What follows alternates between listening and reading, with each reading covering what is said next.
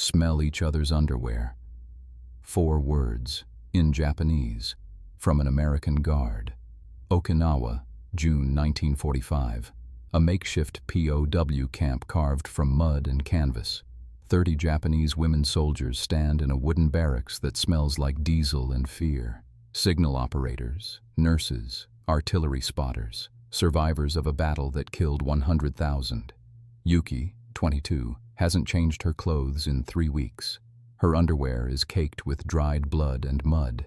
Her hands shake as she watches the American MP, Private Miller, 24, from Iowa, hold up a pair of clean white underwear from a crate. He says something in broken Japanese, points at the underwear, points at the women, then gestures to his nose. Haruko, 19, the youngest nurse trainee in the unit, vomits immediately. The sound echoes in the frozen silence. Over 140,000 Japanese POWs were taken by U.S. forces by war's end.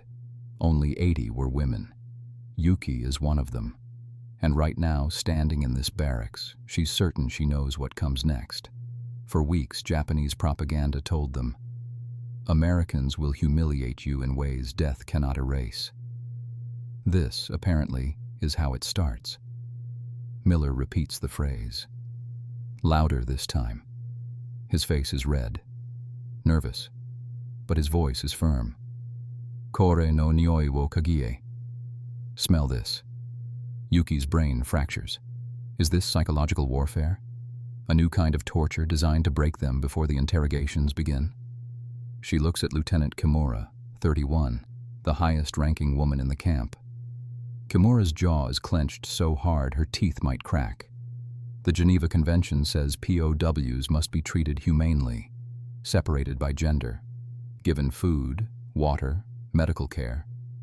But nowhere in that rulebook does it mention this. Haruko is still bent over, dry heaving. Reiko, 27, an artillery spotter who hasn't spoken since capture, stares at the floor. Her lips move silently, repeating something. Maybe a prayer, maybe just the word no over and over. Miller's boots crunch on the gravel floor as he steps closer.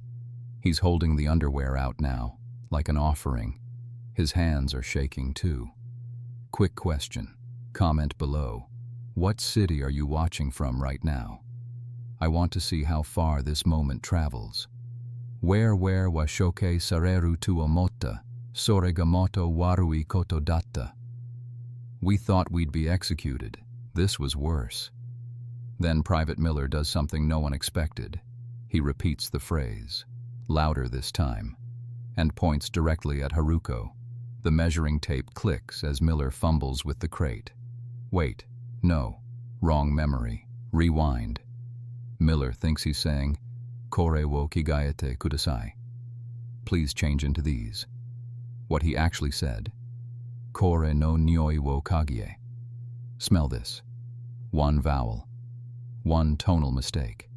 And now 30 women stand paralyzed, convinced they're about to experience the worst thing propaganda promised. Haruko sinks to her knees. Tears stream down her face. She's 19. She still believes the Emperor is divine. She thought dying for him would be glorious. This, whatever this is, feels like the opposite of glory. Yuki's throat tightens. Her heart hammers so hard she can feel it in her teeth. She's trying to process the logic. Why would they ask this? What information could possibly be gained? Or is the cruelty the point? Miller's face twists in confusion. He looks at the women, looks at the underwear in his hand, looks back at the women. Something's wrong, but he doesn't know what. He took a 6-week Japanese crash course before deployment, learned 47 words, passed with a D+. He volunteered anyway because his brother died at Iwo Jima and he wanted to understand them. Right now, understanding feels impossible. The U.S. military employed roughly 6,000 Nisei translators in the Pacific Theater. Only 11 were stationed in Okinawa POW camps in June 1945. Corporal Tanaka, 40, Japanese-American from California, is one of them, and he's currently 4 miles away, translating interrogation documents with no idea what's happening in this barracks. But he's about to find out. Boots slam into the gravel outside. The door crashes open. Tanaka steps in, breathing hard, sweat dripping from his cap. Someone radioed him, told him to get here, fast. He sees Miller holding the underwear, sees the women frozen in various states of shock and nausea, sees Haruko on her knees, sobbing. Tanaka's brain does the math in 3 seconds. He turns to Miller. His face goes from confusion to horror to rage in the span of a heartbeat. He says one word in English. "What?" Miller blinks. "I told them to change into clean underwear for the medical exam.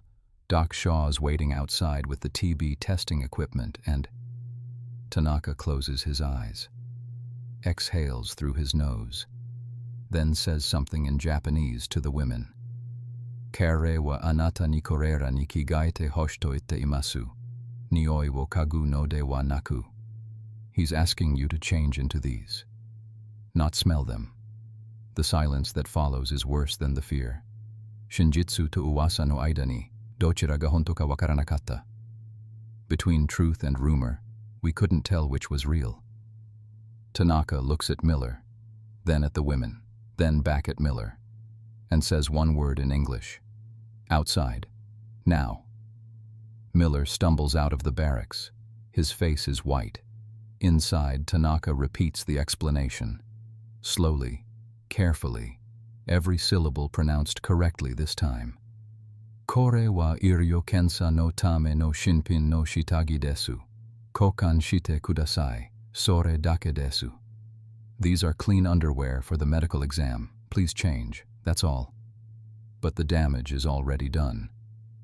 Yuki hears the words, understands them, but her brain won't accept them. For 3 months, Japanese military propaganda drilled one message into every female soldier. If the Americans capture you, they will strip you, humiliate you, and do things that will make you beg for death. Training films. 23 minutes of footage. Warnings about Western barbarism. Instructions to save the last bullet for yourself. 91% of Japanese POWs surveyed after the war said they expected execution or sexual assault upon capture. Yuki was in that 91%, and now a translator is telling her it was a mistake, a linguistic accident. Lieutenant Kimura stands slowly. Her legs tremble. She's the highest-ranking woman here. She's supposed to maintain order, but she can't stop shaking. She looks at Tanaka, then at the crate of clean underwear, then at the women around her, some still crying, some staring blankly, some bent over in dry heaves. She starts laughing. It's not joyful laughter. It's the sound of something breaking, hysterical, jagged, like glass cracking under pressure. "We were so afraid," she says in Japanese, barely able to breathe between the laughter and the sobs. And he's just an idiot. Outside, Miller sits on a crate, head in his hands. Sergeant Hayes, 29, the camp administrator, stands next to him. Hayes is a combat vet. He's seen men die. He's seen horror. But this is a different kind of wound. "I thought I said it right," Miller whispers. "I practiced for weeks." Hayes doesn't respond. What is there to say? Dr. Evelyn Shaw, 34 U.S. Army Medical Corps, is waiting outside with TB test equipment, stethoscope around her neck, Red Cross armband. She has no idea what just happened. She just knows the exam is now 40 minutes behind schedule. Inside the barracks, Yuki keeps staring at the clean underwear. Tanaka notices. "You can take one," he says gently in Japanese. "It's yours." But Yuki can't move, because she's just realized something. It's the first clean thing she's seen in 8 months. Her current underwear, The one she's wearing right now is falling apart, blood-stained, mud-caked. She's been wearing it since February. Kore wa chirio datta, watashi tachi wa sore wo shitta inakata. This was treatment. We didn't know what that looked like anymore. Tanaka turns to Miller and says something in English. Miller's face goes white. You told them to smell each other's underwear. Miller's head snaps up. What? That's what you said. Tanaka repeats, voice flat, word for word. Kore no nyoi wo kagi. Smell this. Miller's face drains of color. He stands, opens his mouth, closes it, opens it again. Then he turns and walks back into the barracks. The women freeze. Haruko scrambles backward. Kimura steps in front of the younger women instinctively, even though she's shaking so hard her teeth chatter. Miller drops to one knee, slowly, hands visible, palms up, and bows his head. Gomen nasai. I'm sorry. He repeats it. Again, and again. 11 times. His voice cracks on the 7th. Gomen nasai, gomen nasai, gomen nasai. Reiko, 27, the artillery spotter who hasn't spoken since capture, whispers something so quiet only Kimura hears it. Kare wa naita iru. He's crying. Hayes appears in the doorway, grabs Miller by the shoulder, pulls him outside. The door closes behind them. The women are left alone. Silence. Then, Kimura starts laughing again, but this time it's different. Lighter, almost incredulous. He's crying, she says in Japanese. The American Guard is crying. The U.S. Army Japanese language training program in 1945 was brutal. 6 weeks, 400 vocabulary words, 60% failure rate. Miller passed with a D+, but he volunteered anyway. His older brother, Corporal William Miller, died at Iwo Jima, February 23, 1945. Took a bullet to the chest while raising the flag on Mount Suribachi, not the famous one in the photo, but the smaller one before it. Miller joined the Military Police Corps 3 weeks later. Requested Pacific Theater assignment. Requested POW camp duty specifically. When his commanding officer asked why, he said, I want to understand them, not just kill them. Right now, outside the barracks, he's sitting on the ground, head between his knees, sobbing. Private Johnson, 19, a medic assistant, approaches the barracks door. He's holding a canteen and a tin of crackers. He doesn't speak Japanese, doesn't know what just happened, just knows someone inside might need water. He knocks, waits, opens the door slowly. 30 women stare at him. He holds up the canteen, smiles nervously, sets it on the floor, sets the crackers next to it, steps back, closes the door gently. Inside, Sachiko, 23, a radio operator, picks up the canteen, unscrews the cap, sniffs it. Water, just water. She takes a sip, passes it to Yuki. Kare no namida wo mitatoki, where no senkyoku ga uso data wakata.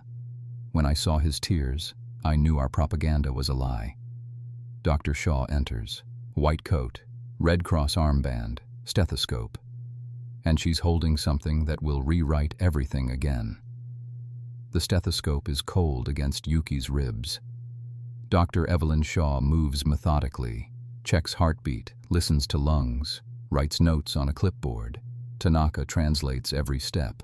She's checking for tuberculosis, for infections, for malnutrition, standard protocol. Shaw explains through Tanaka. TB test, chest x-ray, delousing procedure. The underwear change is for hygiene. Lice, infections, trench rot. U.S. Army Field Manual, 1945. All POWs must be deloused within 48 hours of capture. TB testing mandatory within 72 hours. Yuki finally understands why she couldn't stop staring at the clean underwear earlier. It's the first clean thing she's seen in 8 months. Her current underwear, the one she's wearing, hasn't been washed since February. It's falling apart, blood-stained from her last menstrual cycle. which stopped 3 months ago due to malnutrition. Mud-caked from sleeping on the ground during the retreat from Shuri Castle. She thought it was normal, thought everyone lived this way during war. But now Shaw is handing her a fresh pair. White, folded, smelling like lye soap and starch. Nurse Betty Hawkins, 26, from Tennessee, assists Shaw. Gentle hands. She hums while working. Amazing grace, barely audible, like a lullaby. Sachiko, 23, the radio operator, sits on the exam bench. She's been hiding something. Infected cuts on her thighs. Shrapnel wounds from a mortar blast 2 weeks ago. Too ashamed to mention them. Too afraid of what the Americans might do if they saw. Shaw notices immediately.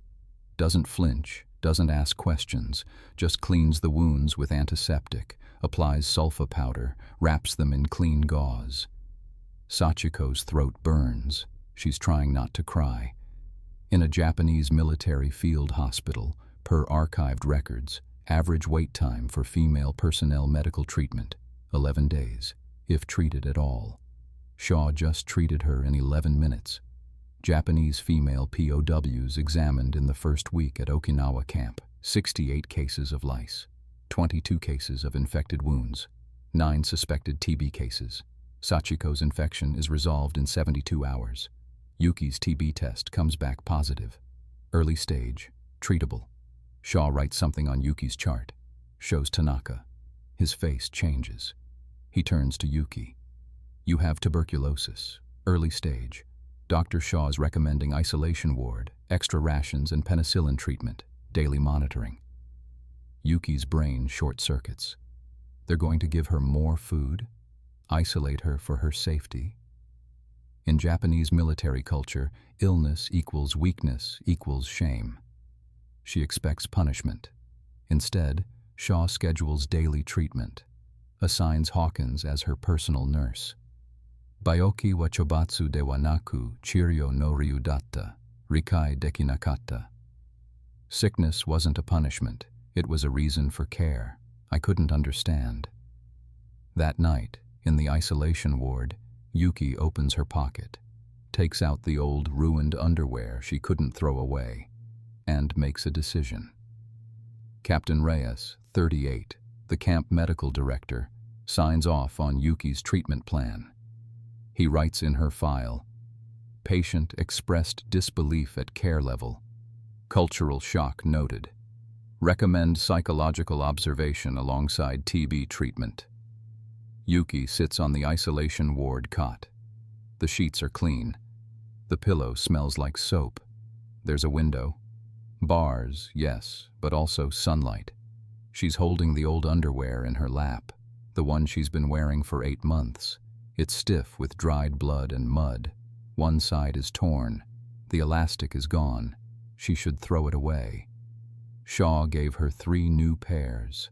Clean, white, soft. But she can't. Because this ruined, filthy thing is proof. Proof that the before existed. Proof that the propaganda worked. Proof that fear was real, even if the threat wasn't. She wraps it in a piece of paper from the medical kit, writes on it in pencil, in Japanese. 1945年6月、空部と真実が同じではないことを学んだ日。June 1944, the day I learned fear and truth are not the same. TB mortality rate in Japanese military field conditions 1944-45, roughly 60% if untreated. TB mortality rate in U.S. POW camps 1945-46, under 3% with penicillin treatment. Yuki's case will be fully cured in 6 months. But right now, she doesn't know that. Right now, she's terrified that isolation means execution, that extra rations is a lie, that the kindness is a trick. Fumiko, 20, Yuki's bunkmate from the main barracks, asks Tanaka if she can visit the isolation ward. Tanaka checks with Shaw. Shaw checks the infection risk, clears it. Tanaka tells Fumiko, yes, tomorrow, 15 minutes. Fumiko's eyes fill with tears. Why? Tanaka wonders. Why would visitation permission make her cry? He'll find out later, but for now, he just writes it down in the camp log. POW 37 requests visitation for POW Turbity 14. Isolation, TB, approved. That night, Yuki lies in the isolation ward, stares at the ceiling. The building is quiet except for the hum of the diesel generator outside. Keiko, 25, a former military instructor, lies in the adjacent bed. Pneumonia. She's been here 3 days. She whispers to Yuki in the dark. Ai ni kaeru koto ga dekite mo, kazoku wa watashi wo yurusanai daro. Even if I go home, my family won't forgive me. Yuki doesn't respond, because she's thinking the same thing. In Japanese culture, POWs bring shame. Surrender is worse than death. Coming home alive means living with dishonor. But here, in this ward, with clean sheets and daily penicillin injections and a nurse who hums hymns, here, survival feels possible. Shaw writes something on Yuki's chart. Tanaka translates it later. Patient responding well. Prognosis, excellent. 3 weeks later, Fumiko visits. She's not alone. Pencil scratches on paper. Yuki folds the wrapping tighter around the old underwear, tucks it under her pillow, out of sight but not discarded. Chaplain Morris, 52, a Protestant minister, visits the isolation ward every Thursday. He's learned basic Japanese phrases from Tanaka. His pronunciation is terrible, but his effort is genuine. He asks Yuki, through a mix of broken Japanese and hand gestures, if she has faith. She doesn't know how to answer. Faith in what? The emperor? Shattered. The military? A lie. Survival? Uncertain. Morris doesn't push, just leaves a small wooden cross on her bedside table. Says in English, knowing she won't understand all of it. If you need it, it's there. Yuki stares at the cross for 3 days. Doesn't touch it. Doesn't throw it away. Keiko, in the adjacent bed, watches. Her pneumonia is improving. She'll be moved back to the main barracks next week. Late at night, when the nurses finish their rounds, Keiko and Yuki talk. Whisper. Debate. What happens after the war? Keiko thinks they'll be sent to work camps. Hard labor. Punishment for losing. Yuki thinks they'll be sent home. But home might be worse than captivity. The Japanese military didn't tell families about female POWs. Officially, women didn't serve in combat zones. Officially, there were no women to capture. So when Yuki goes home, if she goes home, her family will have no framework to understand. No honor, no glory, just shame. POW letters sent home from Okinawa camps, June to August 1945, over 4,000. Letters from Japanese female POWs. 11. Censorship fears, shame. Family dishonor concerns. Yuki writes hers in September. It takes her 11 drafts. She doesn't mention the mistranslation, doesn't mention the TB, doesn't mention Miller's tears or Shaw's kindness. She writes, I am alive. I am being treated according to international law. I hope to return home when the war ends. Her mother receives the letter in November 1945. Doesn't reply for 8 months. When she finally does, the letter is 4 sentences long. We received your letter. We are grateful you are alive. The neighbors know. It has been difficult.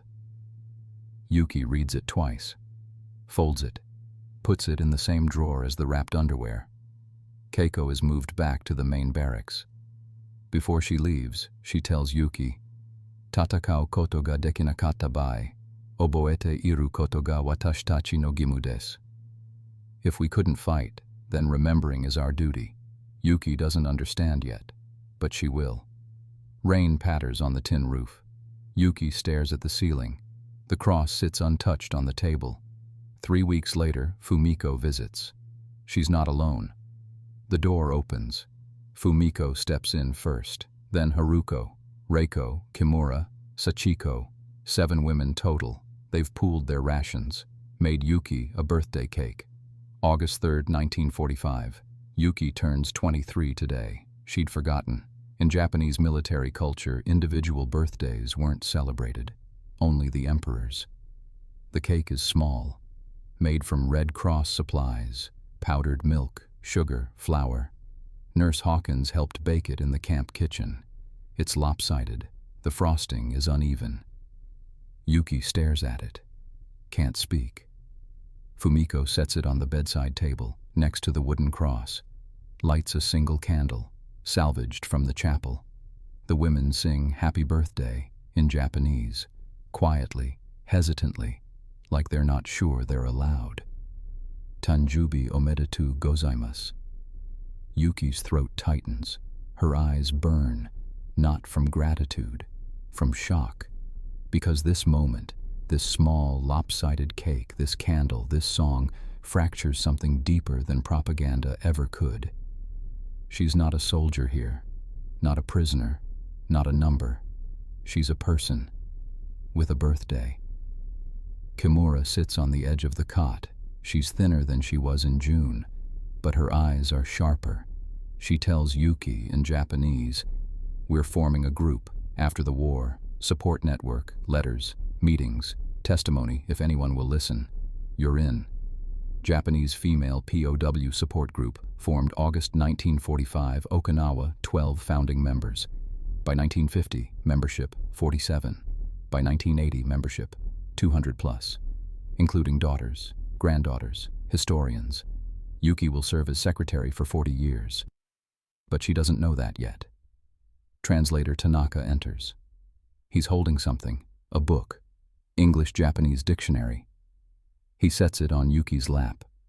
Inscribed on the first page, in English, "Words matter.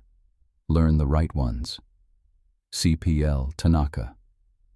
Yuki runs her fingers over the inscription. Doesn't understand all the English yet, but she will. Fumiko sits next to Yuki, whispers something only Yuki hears. "Tomodachi ga bayoki ni natta toki, watashi wa kanojo wo mamoru koto ga dekinakatta. Ima, Amerikajin ga sore wo shiteiru." When my friend got sick, I couldn't protect her. Now the Americans are doing it. That's why she cried. When Tanaka approved the visitation, because for the first time someone else could protect what she couldn't. The women stay for 47 minutes, double the allowed time. Hawkins doesn't stop them. They eat the cake. It tastes like powdered sugar and hope. Sachiko tells a joke. Reiko laughs, first time since capture. When they leave, Yuki sits alone in the isolation ward, stares at the empty plate, the melted candle, the dictionary. She opens the drawer, takes out the wrapped underwear, holds it. 6 months later, October 1945, the war is over. Yuki stands at the camp gate, free, but going home terrifies her more than capture ever did. October 1945. Yuki returns to Hiroshima. The city is ash. Her family's house, half standing. Her mother survived the bomb. Her father didn't. Her mother sees her at the door, stares, turns away.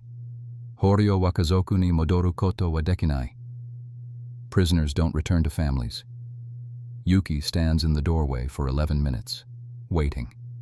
Her mother doesn't turn back. She leaves, takes a train to Tokyo, finds work as a translator. American occupation forces need Japanese speakers. Yuki uses the dictionary Tanaka gave her. She doesn't go home again for 18 years. In 1952, she marries a civilian, a bookstore owner. He doesn't ask about the war. She doesn't tell him. 3 children, 1954, 1957, 1960. She never tells them about the camp, about Miller, about the mistranslation, about the underwear she still keeps, wrapped in paper, hidden in a box in the attic. Until 1989. Her daughter, Midori, 35, is cleaning the attic, finds the box, opens it. Yellowed paper, faded pencil writing, and a piece of cloth so old it's disintegrating. What is this? Yuki is 67 now. Gray hair, steady hands. She hasn't thought about Okinawa in months, but she remembers. She sits Midori down, tells her the story, all of it. Midori listens, doesn't interrupt. When Yuki finishes, Midori asks, "Why did you keep it?" Yuki doesn't answer immediately. Finally, because fear is easy to forget. And if we forget, we repeat. Japanese female POWs who publicly discussed their captivity before 1980, fewer than 5. After 1989, after Emperor Hirohito's death, after a cultural shift, over 30 testimonies were recorded. Yuki's testimony, 1991, Tokyo War Museum Archive. 2 hours, 47 minutes. One of the longest on record. She donates the underwear to the museum. The label reads, "The object of mistranslation, fear, shame, and the language barrier, June 1945. Visitors read the label, then listen. Most stay for the full recording. In 1989, Haruko calls. After 44 years, she's a doctor now. Osaka, specializes in infectious disease. "I became a doctor because of Dr. Shaw," Haruko says. "I wanted to give care the way she did." The support group holds its final reunion in 1995, 50th anniversary of the war's end. 9 surviving members. They bring their daughters. Yuki stands at the front, reads a statement. "Watashi tachi wa haji wo kanjita, osore karada kara de wa naku, setsume shite mo shinjinakatta daro kara." We felt shame, not because we were afraid, but because we wouldn't have believed the explanation even if they'd given it. In war, fear is the first language we learn, and the hardest to unlearn, even after the words are corrected. If you were Yuki, standing in that barracks in June 1945, conditioned by propaganda, certain of the worst, would you have believed Tanaka's explanation? Or would fear have been louder than truth?